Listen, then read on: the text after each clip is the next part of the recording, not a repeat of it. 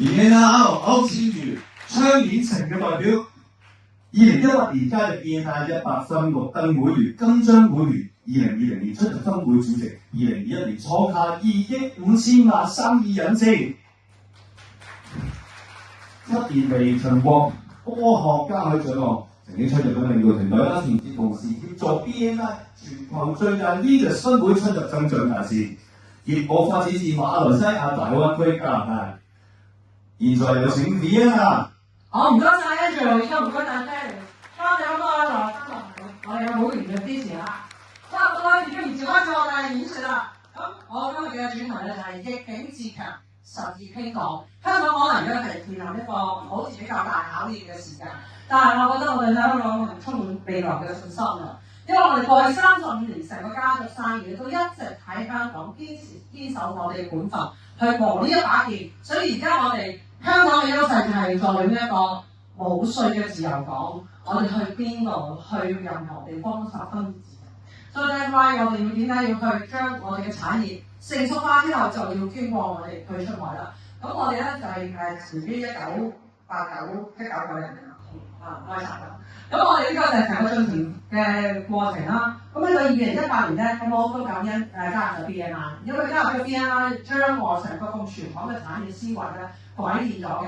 喺呢度咧，我哋揾翻一張舊相啦，證明1997年咧，我哋家族咧已經係呢個嗰陣時係我爸爸做緊嘅生意嚟嘅。咁當時咧，內地係未有內地任何嘅商業，全部都係歐洲進口嘅商業貨嚟。我望翻嘅位置。咁我哋而家發展嘅去到咧馬來西亞加拿大同大灣區啦。咁我哋2026年咧經歷咗咁多嘅考驗之後，我哋2026年咧就準備會成立一個好重點嘅就係 Global Currency City。Global Currency City 咧會面臨啲乜嘢對住啲乜嘢嘅將來咧？咁我就稍後再講啦。咁我哋亦都係業界有一個最多嘅獎項，而我亦都係2020年嘅大灣區女企家。呢一個獎項咧，我再一次要感謝我嘅提名人係邊城之珠太平紳士咧去點名提贊我去參加呢一個嘅女企家，所以憑著我嘅咁多年嘅經驗咧，去勇闖好多唔同嘅使命喎。咁我哋而家我哋嘅進步咧已經去到包括寶馬西廠啦，啱啱完成嘅帕特飛力啦，外國啦同埋做 Giorgio Armani 咧呢啲國際嘅品牌咧，我哋都能夠符合到佢哋喺商業上面嘅需求。而我哋咧嘅長項咧就係專注咗喺我哋自設香港生產商有落，我哋交貨速度係全城最快嘅，一啲好高嘅難度啦，一啲老人院啦、商用啦，甚至乎海逸酒店咧都係我哋嘅客戶嚟喎。咁再加上咧，我哋有專業嘅智能系統啦，同埋專業嘅設計，呢啲都係我哋嘅作品啦。咁再有特別啲咧，就係我哋有藝術跨界別嘅，我哋嚟緊會同一啲好重要嘅人啦，陣間稍後介紹到㗎啦。咁佢哋會連結到最少都600個嘅藝術家，我哋會透過 BNI 嘅學習啦，我哋攞咗第一個 IP 代理，就係將梵高幕內呢啲畫作點樣呈現喺trang飾同埋軟裝產品上面嘅喎。好啦，我哋嘅試創隊做過啲乜嘢咧？喺疫情嘅時候，我哋完成1個月已經完成咗8樂酒店啦。2022年7日完成咗1800間嘅方艙醫院，大家記唔記得疫情？咁跟住咧，2022年咧，同步我哋都完成咗Giorgio Armani嘅香港 office 同埋佢嘅新加坡總部，因為佢哋嘅 GM 咧要求要同一個沙同顏色，我哋都能夠完成一啲跨界別嘅嘢俾佢。好啦，傳統加創新，再加埋咁多年嘅堅持，讓到我哋企咧渡過咗好多嘅難關。喺未來咧，我哋要堅持啦，咁同埋我哋秉承香港人好重要嘅精神啦，我哋就係堅持準時同埋快捷，去延續我哋香港人呢份精神喎。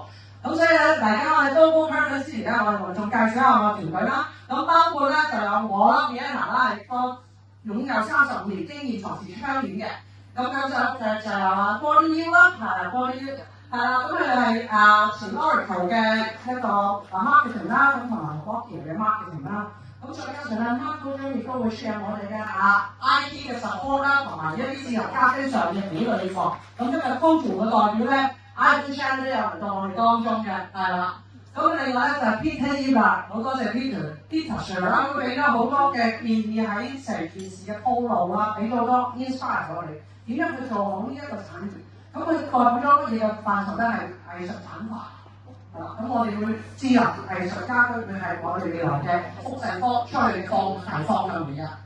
咁啦，唔講你唔知喎，原來每年嘅全球商總銷貨值咧係達到420億。呢一個係多謝 AI 近年 DeepSeek 誕生咗之後，我哋先能夠掌握到呢啲咁充分嘅數據，去俾我哋信心點樣將業界挽救呢一個業界而家面臨嘅困境啦，好似係困境，但係原來唔係只要你識做400億嘅市場，你會有份參與。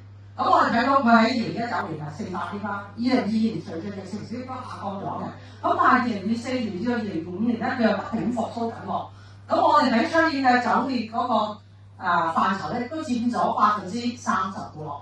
咁只要每年咧，大概個年產量大概80至90億。咁我哋嚟緊咧，都係酒店一個商業業界咧，係我哋好需要嘅軟裝嘅工程，亦都係我哋打造嘅未來嘅前景嘅喎。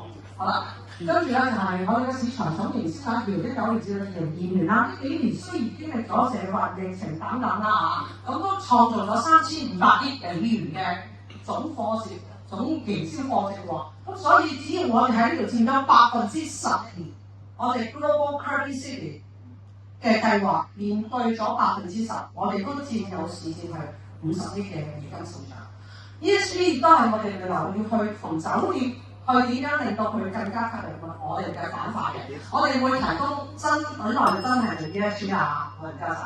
咁咧就係我哋要提供供應商，我哋都會提供 green finance 啦，讓到佢喺低息嘅狀態入邊咧，我哋俾最好嘅方案，我哋點樣去做翻新喎。跟住我哋掌握嘅技術咧，就包括有呢啲翻新咗嘅梳化啦，其實呢個係我哋強項嚟嘅。我哋要減少碳排放，減少棄置，我哋要將所有嘅物件咧係可以，只要佢係布藝或者係真皮，我哋都可以幫佢翻新喎。好啦，咁咧我哋最重要就係唔好靠一個人嘅自己嘅100%嘅努力，係要靠100個人出50%，我哋會換嚟5000倍嘅效果喎。好啦。兩大嘅頭先講話啦，最後啦，我哋需要有啲嘅包括啲乜嘢啦。咁啊，多個 Curvy City 成立都係要改變商業嘅營銷模式。咁啊，點樣集結最強嘅團隊咧？我哋會揾啲投資者去加埋我哋去成為一個加強我哋板塊啦，令到我哋商業界嘅聯盟咧就有更多嘅參與者啦。咁呢啲係投資人嘅簡介啦，同埋呢個商業行家嘅加盟。咁咧，其實過去咧，我哋喺25年咧係交過5000萬租嘅。所以未來我哋嘅規範咧就會諗係需要咧係買鋪做實件去做呢個投資嘅黃道。咁再一次多謝啦，咁多位今日出席嘅來賓啦、觀察員啦、會員啦，感謝各位用昌年城嘅服務嘅產品嘅朋友，同埋我哋供應商亦有支持我哋昌年城嘅團隊同埋各位 DNI 嘅會員，多謝晒。咁今日我演講到呢度，唔該晒。